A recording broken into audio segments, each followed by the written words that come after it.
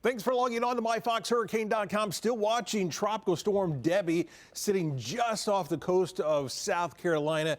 Look closely because you can see the center. It is located right there. You can actually see the center spinning.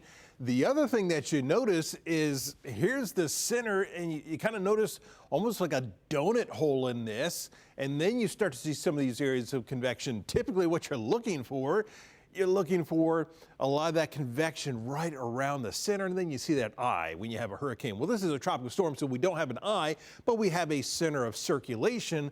But what you're really looking at is a lot of dry air is kind of wrapped right around into this system. And that's good news because that helps to weaken the storm. It weakens and lessens that threat of all the torrential rain that we were looking at with this system. Now, we're still seeing some bands of heavy rain.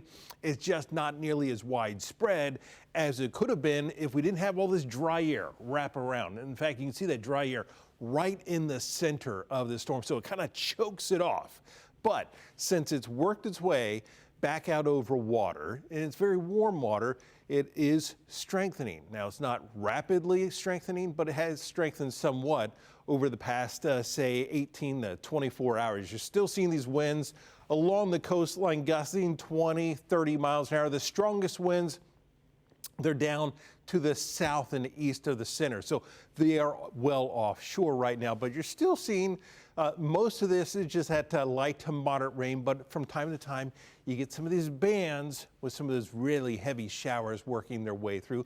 And that, as the system continues to strengthen a little bit more and gather a little bit more of that moisture, it will help to produce more of those strong showers working their way through. And over the past 24 hours, you can really see where some of these bands have kind of set up right through the middle of South Carolina, stretching all the way back into Georgia. Here's another one right basically on the border of South Carolina and North Carolina. And that's where you get some of these rainfall amounts, 7, 8, 10, 12 inches of rain over a 24-hour period of time. And we're likely going to see more of that, and that's going to start to spread up into North Carolina as we go through the next 24 to 48 hours as this system starts to work its way on towards the north and eventually towards the northeast. So right now, winds are at 60 miles an hour. It's still moving very slowly to the northeast at 5 miles an hour. So yeah, it's kind of still working its way out off the coastline, but what's going to happen is it's going to kind of pull a U-turn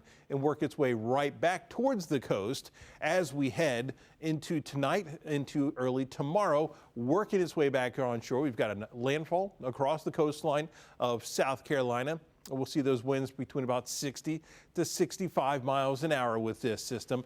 And then that ridge starting to reestablish itself, the jet stream starting to help pick this system up, and that will increase that forward speed as it's working its way through North Carolina up into Virginia. You can tell that because you're seeing the spacing between the icons. See this spacing here compared to this spacing? You're seeing them starting to spread out. That's just a quick indication that that forward motion of the storm is starting to increase. It will continue to weaken, then we're into a depression, and then racing on towards the north and east. But it's also interacting with a cold front to the north, so that's going to help to bring some pretty heavy rains across portions of the northeast. Here it is on the Fox model sitting just off the coastline. You've got some of these stronger bands just kind of spiraling out there, but some of these will work their way onshore. But notice as it starts to interact with that frontal boundary, you start to see this large area of rain that'll work its way through Pennsylvania, up into New York, and then race on towards the north and the east. So some pretty heavy rain still to come with this system as we go through the next several days. Now down to our south, we've been watching this other area. Hasn't really looked like much. This is that one area that was working its way across the Caribbean yesterday, had about a 30% chance, but you notice now Hurricane Center dropping that down to about a 10% chance. I can tell you most of the computer models have really done absolutely nothing with this system. So if anything were to happen, it's going to take a long time because you see this line here. This is the development region, so about the only area that conditions will become more conducive that we could see some more development because there's some stronger wind shear through here. So that would really inhibit this system from weakening or strengthening in the short term. it would take until probably the weekend and into early next week where we'd see this in a position to do anything at all. So not really concerned about that at all. In fact, it would stay well to our south, so no issues for us whatsoever. We will continue to track Debby, and we'll keep you updated right here on myfoxhurricane.com.